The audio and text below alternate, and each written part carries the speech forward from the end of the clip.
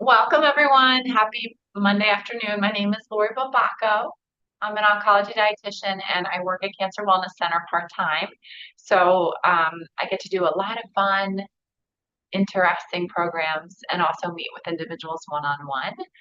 Today's program is prostate protection on your plate. I'm very happy to be able to present today. What we're going to do is I'm going to share my screen. I'm going to provide you with a PowerPoint presentation. If you registered for the program, you will get a copy of these slides sent directly to you. You don't even have to lift a finger. And then we're going to stop our recording. And for those who are with me now in attendance, we're going to have our Q&A. Okay, so thanks for being here. I'm going to share my screen. I'm going to pull up my PowerPoint. I'm really grateful to be able to present today. As I shared, I am an oncology dietitian, so I'm board certified as a specialist in oncology nutrition. I've been in practice for 20 years, and oncology nutrition is all I do. So I really am grateful for your time attending today, and hopefully I can give you some helpful information. Okay. So I'm going to first review nutrition recommendations related to post-diagnosis treatment or post-treatment. They're both the same as it turns out. I'm going to highlight specific nutrients of interest within the research of prostate cancer.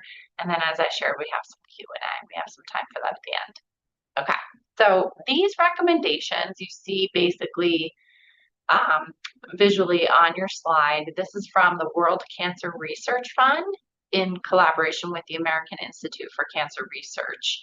And it's sort of, if we go clockwise from the bottom all the way around, these are what we have found to be advised for anyone who has been diagnosed with a cancer. So some of you may see here cancer prevention recommendations, but as it turns out that even after you've been diagnosed, we recommend that we follow these guidelines as close as possible because they have been helpful in reducing the risk of cancer progression, reducing the risk of recurrence, and also reducing the risk for secondary malignancy, because believe it or not, sometimes that does happen. So what I'd like to do is just dive deeper into each of these recommendations, but layer on top of them what about prostate cancer really matters and is significant for you to consider as meaningful takeaways. Okay, so we're going to start at the bottom and we're going to work our way around clockwise. Okay, so the first one you might have seen was maintain a healthy weight. All right, so what exactly do we mean when we say what is a healthy weight? Maybe you're wondering that for yourself. Well, in the research, they use two things. They use body mass index and a quote unquote healthy weight, or a desired weight, as I like to put it, is that range of 18.5 to 24.9. Now, online or at your trusted healthcare provider, you can actually calculate your BMI. In practice, I like to also expand on that concept of BMI, and we also may talk about waist circumference. And so in the research, what we find to be cancer protective is a relatively smaller waist circumference of less than 40 inches. So you can sort of think for yourself how that might look for you based on your waist circumference. And there is a way that we can measure reliably waist circumference, and I can talk about that at the end if you'd like. Now, why are we so concerned about someone's weight as it relates to prostate cancer? Well, what we know is that when someone carries their weight in their midsection, so like sort of like an apple shape compared to a pear shape, or someone who has that belly fat, that we call it, this creates a type of environment in the body that is metabolically and hormonally dysfunctional. So we see that there's higher levels of inflammation for someone who carries their weight in their belly.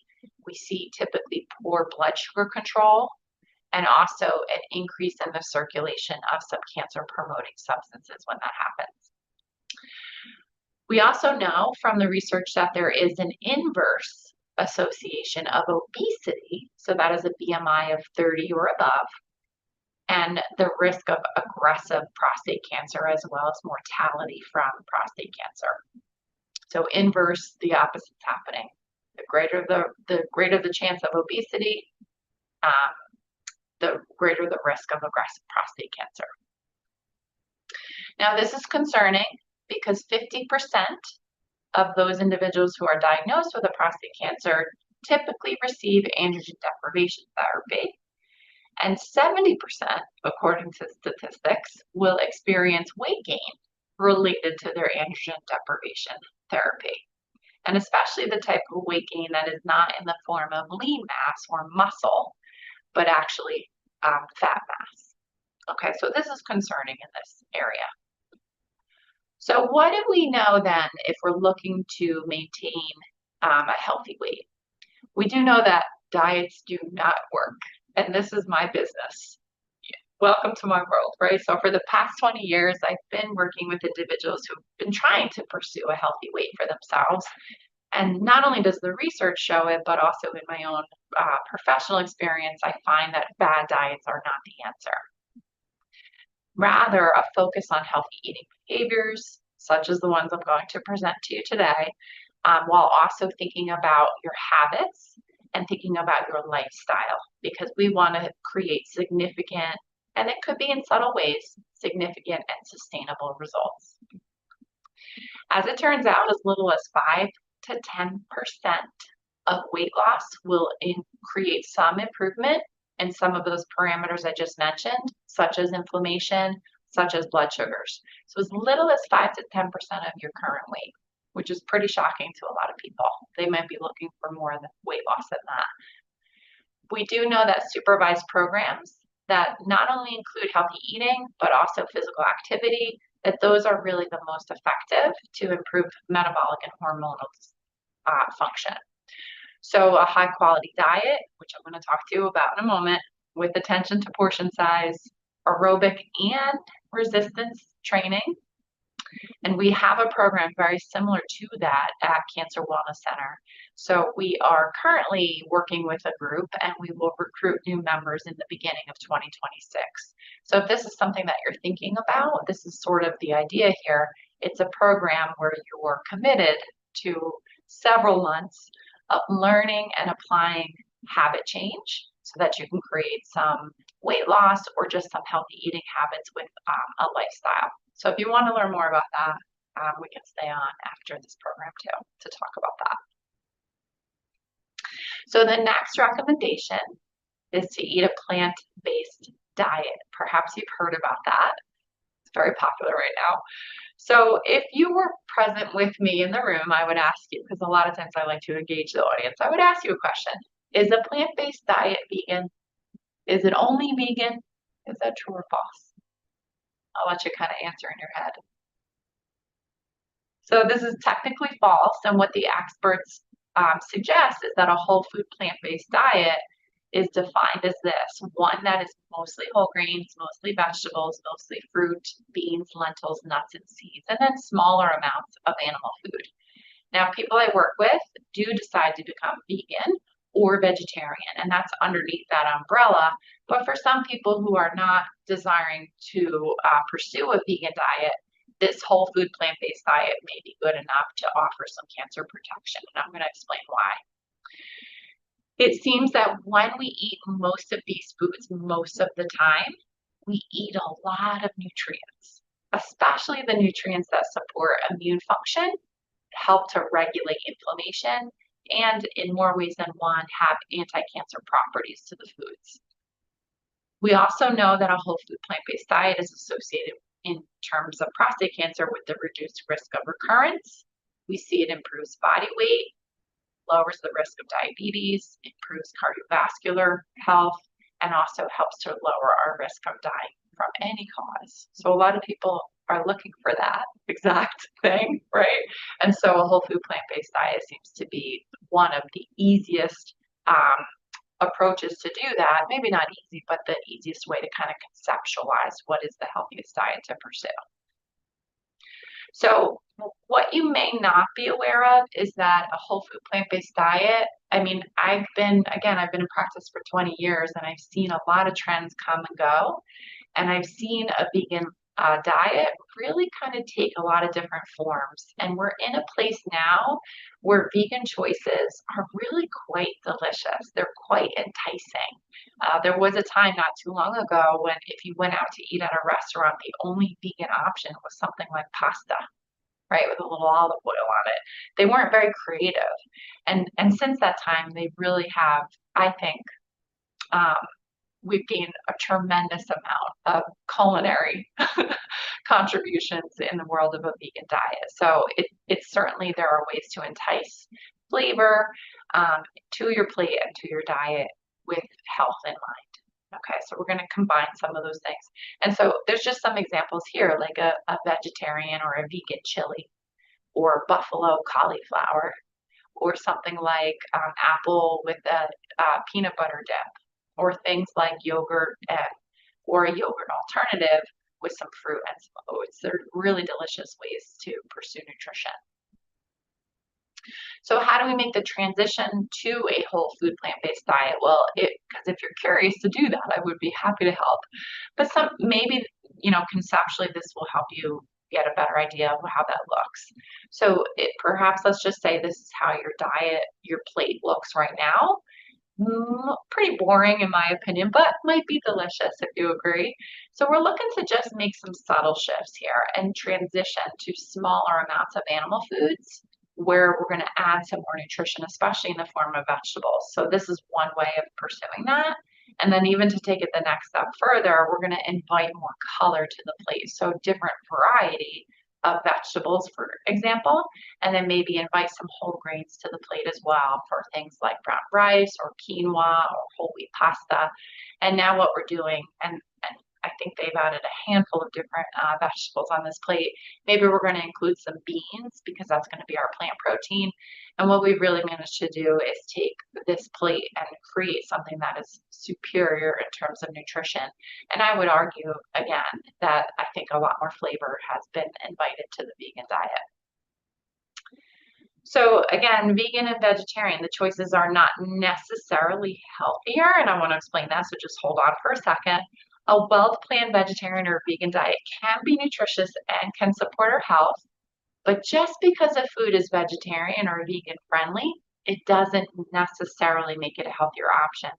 Some of our food choices are ultra processed. So we might find foods that have a lot of extras, a lot of added salt, a lot of added sugars, a lot of saturated fats. I'm going to show you exactly what I mean in a moment. If we read food labels, they can help us decipher whether or not a food or a beverage is a worthy choice. So here's an example. I put two food labels side by side. And again, this is where I might put you on the spot. Which one of these would you guess is the vegan one? Because they look very similar.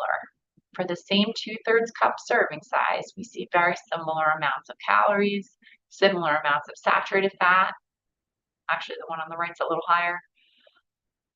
Similar amounts of sodium, similar amounts of total carbohydrates, similar amounts of added sugar, very similar amounts of protein. The vitamins and minerals are a little different, and that's how I would, I think, come away with the answer to this question. But this choice on the left is the vegan choice. So again, just highlighting that just because something's vegan doesn't necessarily, we don't want to automatically assume that it's a healthier choice. Working with a dietitian can ultimately help you, and we know very well that we don't have to be perfect, and we're gonna find ways to include foods that maybe are a little outside of our nutrient target range. But again, a dietitian can help you navigate all of that. Okay, so next recommendation, eat less fast food and eat less highly processed food or ultra processed food, which I was just talking about. So again, another question for you. What percentage, if you were to guess, what percentage of calories do we eat from highly processed foods? This is really hitting mainstream media right now. A whopping 60%. So I always joke that this gives me job security because we have a lot of work to do in this category. Americans are eating a lot of highly processed food. So what are examples of that? The ones that are most concerning for the individuals I work with who have been diagnosed, we're going to look at sugary drinks. and I'm going to tell you why in just a couple recommendations from now. Protein bars, deli meat, chips, cookies, junk food. That's what highly processed food is, essentially the ones that we need to be concerned about. They are highly palatable, so a lot of experts are arguing that as soon as we start eating these foods, we want more and more and more of them, and we tend to overeat them. So some describe them as being craveable. Now, fast food and highly processed food might influence prostate cancer risk because if we think about it, if we're eating 60% of our calories from highly processed food, where's all the healthy food, right? We've seen to replace it with highly processed food. And we know from some really good research that eating highly processed foods can contribute to weight gain. And there was a fantastic research study that found that eating as much as 500 extra calories per day of highly processed food led to 2 pounds of weight gain per week. That's pretty remarkable if you think about it. So it can really add up, and I think we can just sort of do a self-evaluation of how much highly processed food we're eating and gradually make some shifts towards eating less.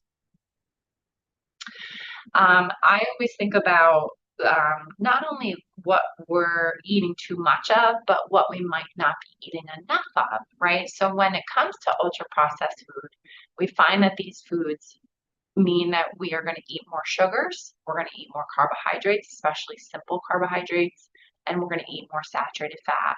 At the same time, when we're eating too many ultra-processed foods, we're not eating a lot of our really important micronutrients and one of our macronutrients. So we're not eating enough zinc, protein, fiber, vitamins, and calcium. So we tend to eat less of those things, and that's partly why we're concerned. So how do we eat less highly processed food? So if we think about sort of this spectrum where along this line of processing, where on the left, these are minimally processed. Now, we can't avoid some processing, right? So we want to be careful of the language that we use and the terminology that we use.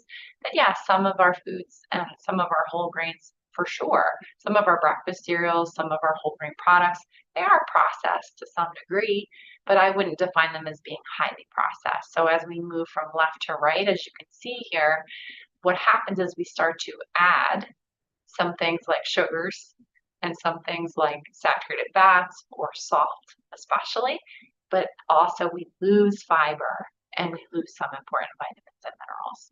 So what we're looking to do is just sort of stay on the left end of this spectrum as much as possible. Here's another example with some of our proteins. So our highly processed proteins are things like deli meat, bacon, hot dogs, right? Those are highly, highly processed foods. And then on the left end of the spectrum, what most nutrition experts recommend are to try to eat our proteins from lean animal sources, but especially from our beans and our lentils if we can. I like to describe beans and lentils as being protein plus, because not only do we get protein from beans and lentils, but we also get a lot of other nutrients. So we're really saturating our diet with the best nutrition possible. Okay, next recommendation, I promised I would return to this, is to eat less red meat and then limit processed meat. So less red meat, limit processed meat. So what are the recommendations specifically? So no more than 12 to 18 ounces of cooked red meat per week, and to limit processed meat, meaning not eat much of it at all if we can help it. And the definition of processed meat is meat that has been transformed by salting, curing, fermentation, or smoking. Now, examples of processed meat include hot dogs, bacon, and deli meat. And what's the issue here? Well, we find that with processed meat, it's sort of like the perfect storm in terms of the package of what's inside it. Processed meat contains a combination of compounds that when we digest them, they're problematic and they have been linked with the risk for prostate cancer. So a lot of individuals that I work with, again, I'll pick on some things. I don't like to do that, but someone who's eating deli meat regularly, even nitrate-free deli meat, we may work towards decreasing that and making some substitutions if possible. What happens also too is that if someone's eating a lot of those foods, again, they're not eating the plant proteins. They're not eating those whole food plant-based diet, right? And grilling meat also is problematic. So sometimes this does come up, especially in the warmer months, where we'll talk about the way that the meat is prepared. And high temperature grilling, where you're literally grilling meat over an open flame, that has been shown to create potentially carcinogens. So we talk about grilling in a way that is a little safer and reduces the production of those carcinogens. So how do we pursue this recommendation? Well, I'm all about substitutions and swaps. So instead of red meat, we can turn towards things like ground turkey or chicken, great substitute for ground beef, or using our beans and lentils in a lot of creative ways. As I shared earlier, that image of vegetarian chili, the bean burgers are really quite delicious. And I found even some fantastic ways when I work at Cancer Wellness Center in the demo kitchen. We've made some vegetarian tacos. We've made a lentil bolognese. And again, it's really delicious. You're not sacrificing flavor, but you're inviting a lot more nutrition to the table. Or you can try something completely different, right? So instead of deli meat, if that's a regular habit, maybe that's something you have for lunch every day, we might look towards using tuna or beans and mashing that in with some avocado or hummus. And now you've made yourself a different an upgrade in terms of nutrition for your lunch. Tempeh and tofu, there's no secret that I am a big fan of both of those whole soy foods. They are really satisfying plant proteins. They're quite nutritious, and I'm going to highlight why towards the end of the presentation. And there's a lot of different ways that you can substitute them in for some of your favorite dishes.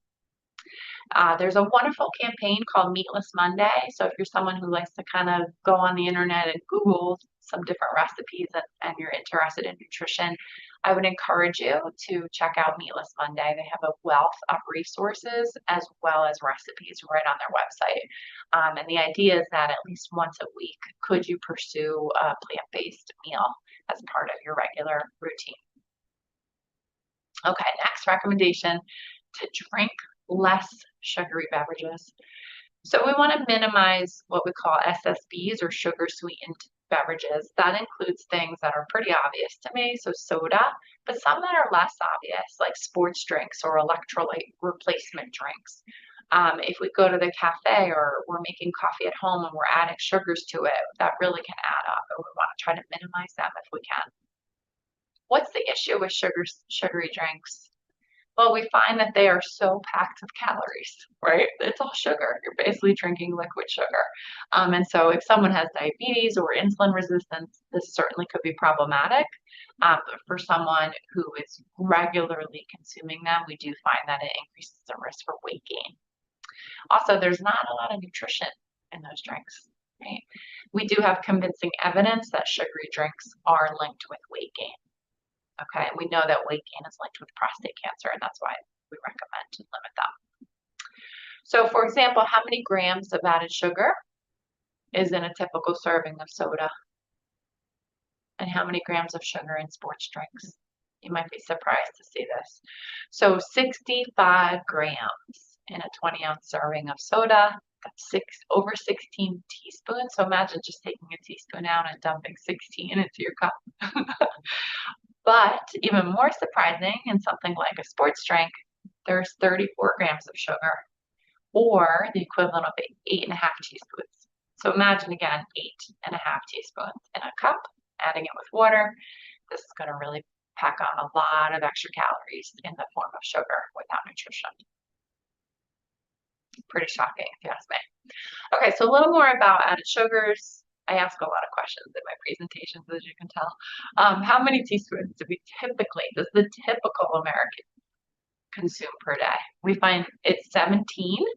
Some of us are up to 30 or more teaspoons of added sugar per day. That's pretty shocking. Again, I have job security.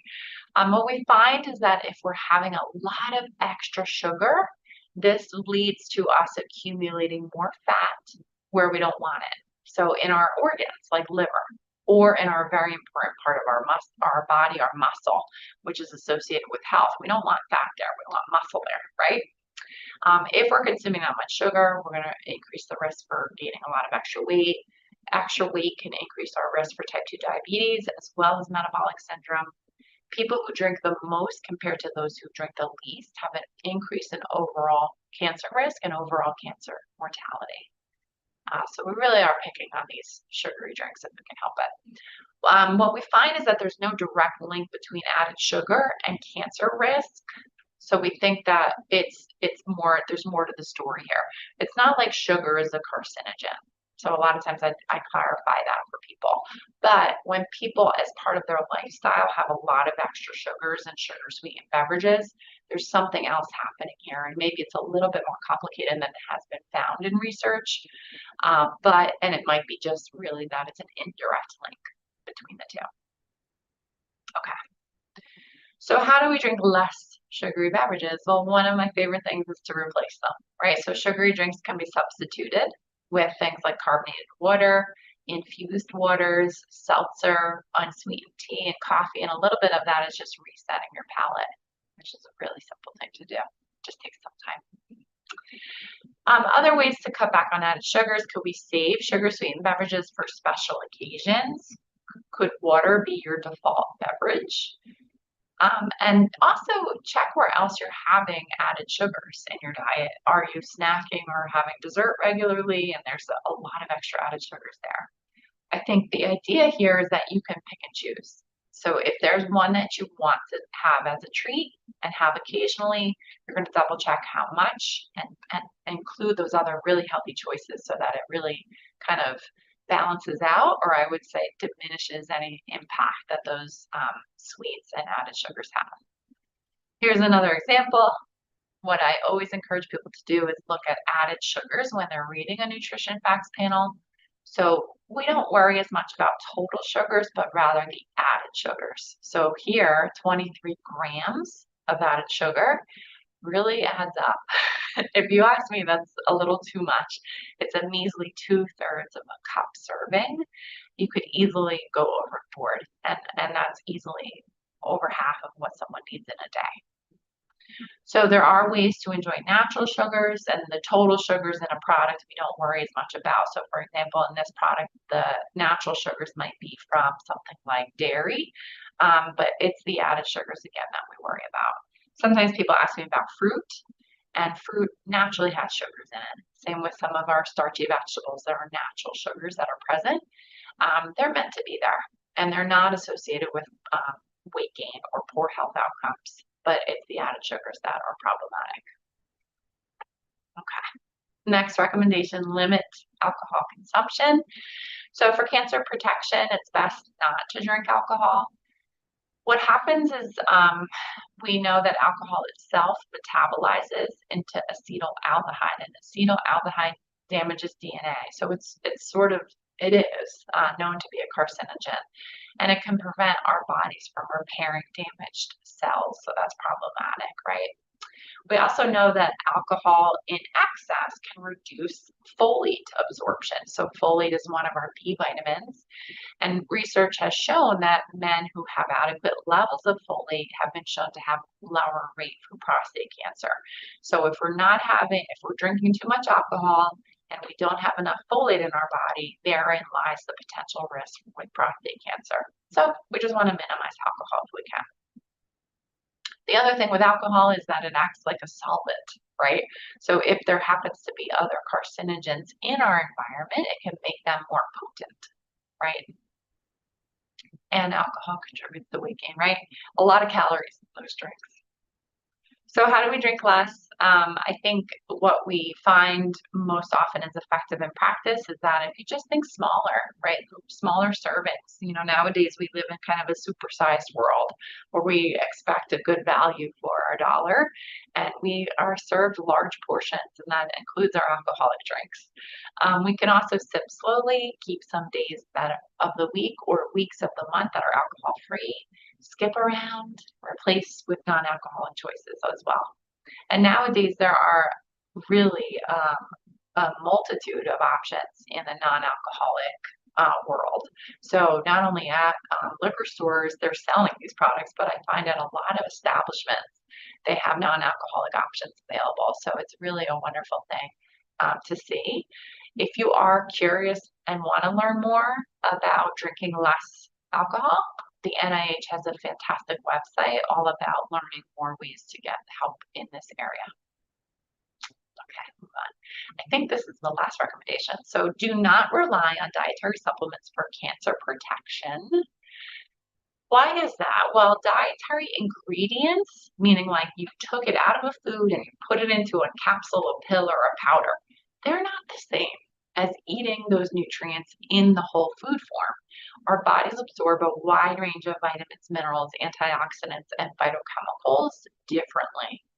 And they exert their effect through what we think is synergy, right? So they sort of need one another. They have these sidekicks inside food, and we have to eat them that way. If we don't, they don't exert their same benefit to our bodies. And isolated components we find have a limited effect.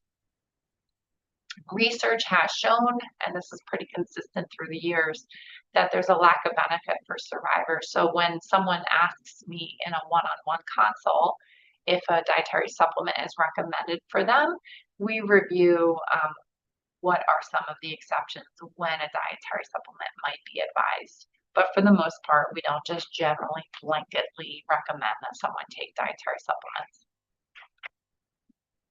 Why is that? Well, so we have some research, and this is a little dated now, but the SELECT trial was a pretty large study of thousands of men, and it was conducted at the NIH, and was back in 2001.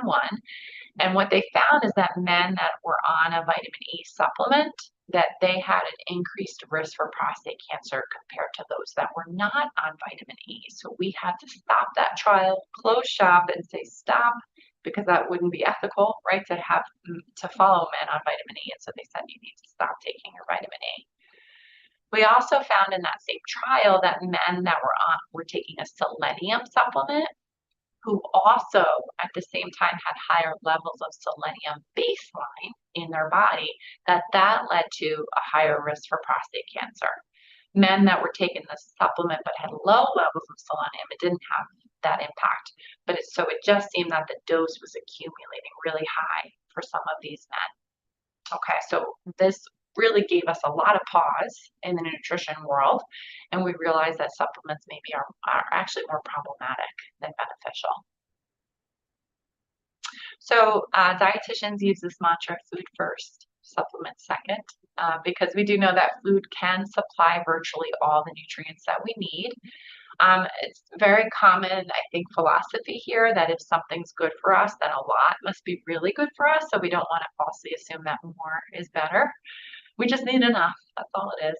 So nutrients in food work best when we eat them in the food form, as I explained. Sometimes there are exceptions when a supplement might be indicated to treat a clinical deficiency, right? So I would always just encourage, if someone is interested in that, to discuss it with their healthcare provider. And I would certainly say in the world of oncology to discuss it with your treating oncologist.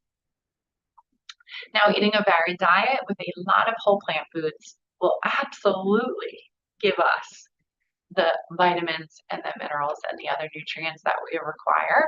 They also give us a lot of cancer protective compounds, which I'm going to explain in the next section. And that's a good segue. So our special food and nutrients of interest. So keep in mind as I'm presenting each of these that no single food alone is enough for protection. We want to regard the best way to approach our diet is really to think of the cumulative effects of the whole diet pattern of all of the foods that we eat collectively. And that really is what is maximizing our protection. So we're going to start first with one of my favorites, our cruciferous vegetables. So our cruciferous vegetables are broccoli, cabbage, cauliflower, Brussels sprouts, arugula, watercress. They contain isothiocyanates and indoles. Now, I don't expect you to pronounce that. So you can just say eat your cruciferous vegetables. What we found in research is that they inhibit the growth of prostate cancer cells. So we recommend these regularly to anyone who has been diagnosed, all forms of them. And I have these beautiful colored cauliflower images on your screen there. They also help package up carcinogens for elimination. That's a great thing. And when men are eating them, it's consistently linked with the reduced risk for prostate cancer as well as recurrence and metastasis. So again, we recommend having a serving or two of cruciferous vegetables daily if possible. Experts do prefer that we include a raw form because what happens is the enzymes that are in cruciferous vegetables work best when they're raw. When we cook them, it sort of denatures the enzymes and they don't work as well. So sometimes, now if you ask me, I love my roasted broccoli. So I'll just save a little bit of that broccoli in raw and eat that first before I have the roasted broccoli. And the enzymes will work in the raw broccoli on the ones that are cooked, which is really a nice gift that nature gives to us. Okay, so thinking of it that way as well.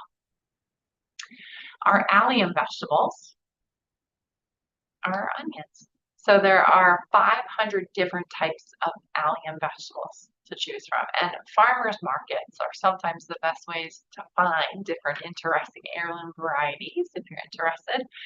They contain this wonderful group of compounds called organosulfur compounds. That's what gives them their aroma.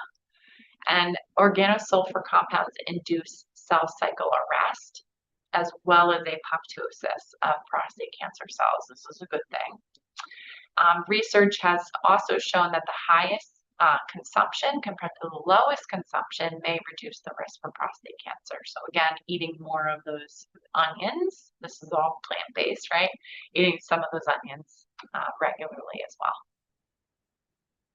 Next, my favorite, soy food.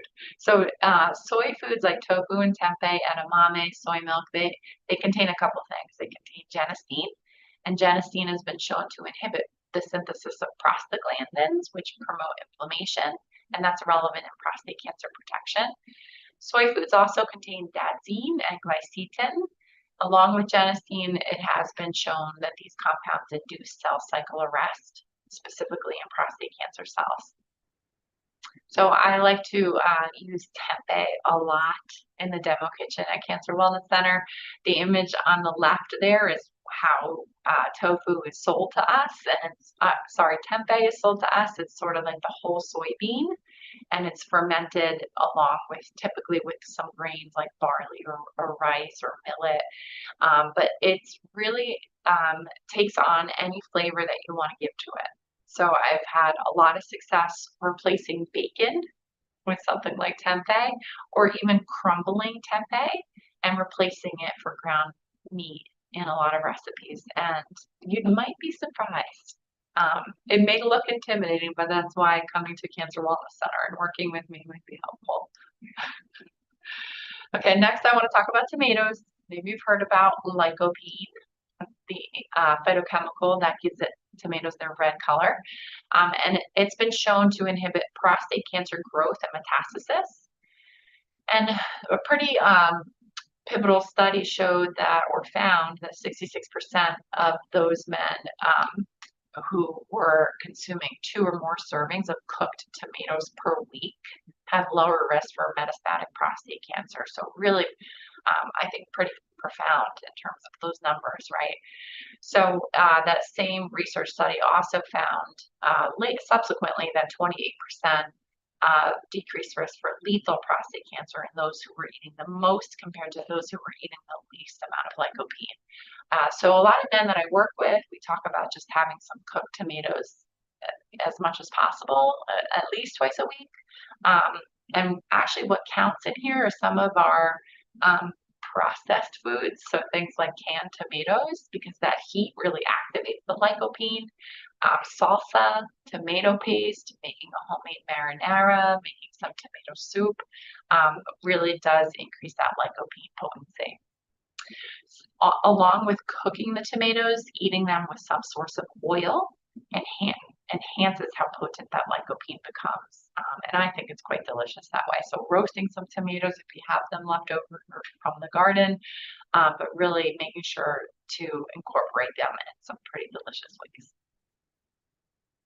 So I just want to highlight some more specific foods to choose. Coffee, flax seeds, green tea, pomegranate, and turmeric.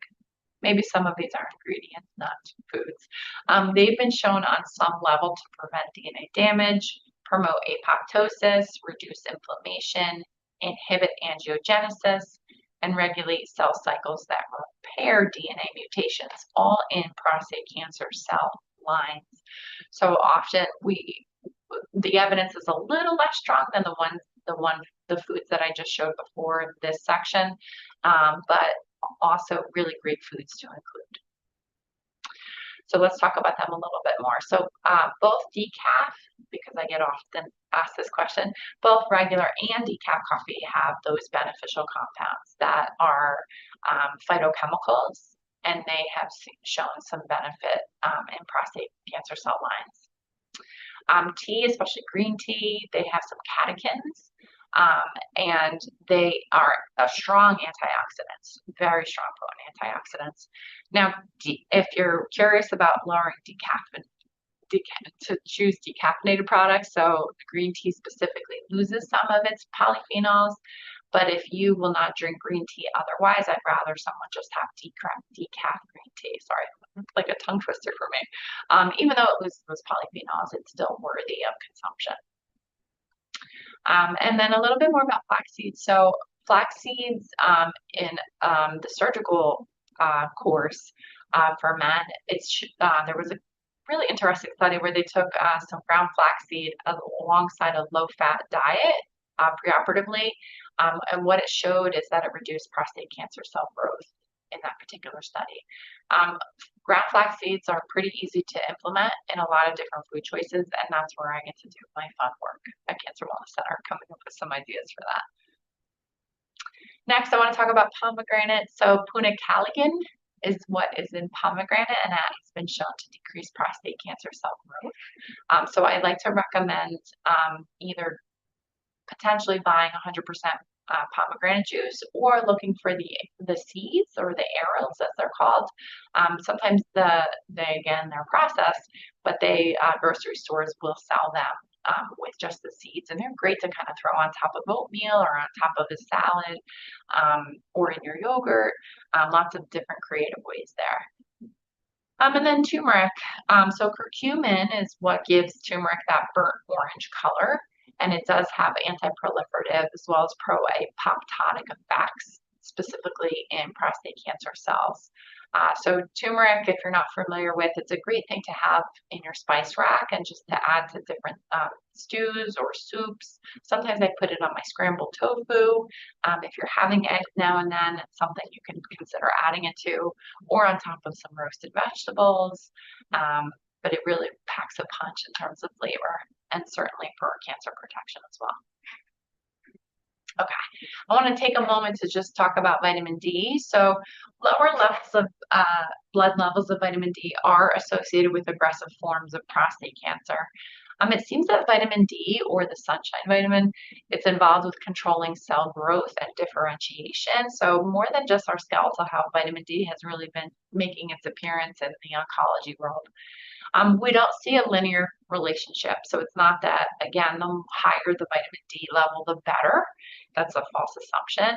We do think that there's actually a U-shaped curve, and I think I have it. No, I don't have an image here. So a U-shaped curve is what it looks like. So if you look at that letter U, the risk on the top of the letter U is where it's either low blood levels or high blood levels. We just want normal blood levels down there at the bottom of the U, and that's where we find the most protection. So what you can do is, if you haven't already, you can ask your healthcare provider if you need to be and how to get checked for vitamin D.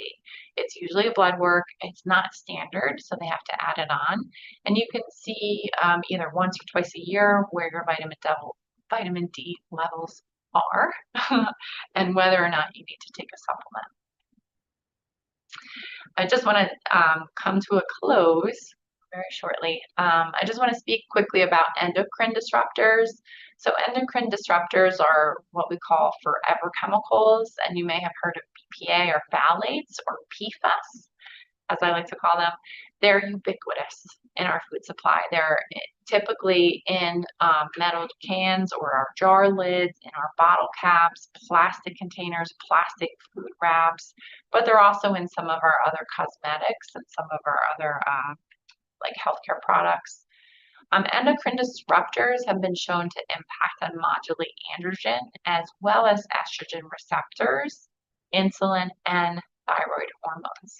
So the issue is they think through epigenetics, it's a very complicated thing that I don't have time to explore today, that might promote migration, differentiation, and proliferation of hormone-producing cells. So obviously this is of consideration in prostate cancer.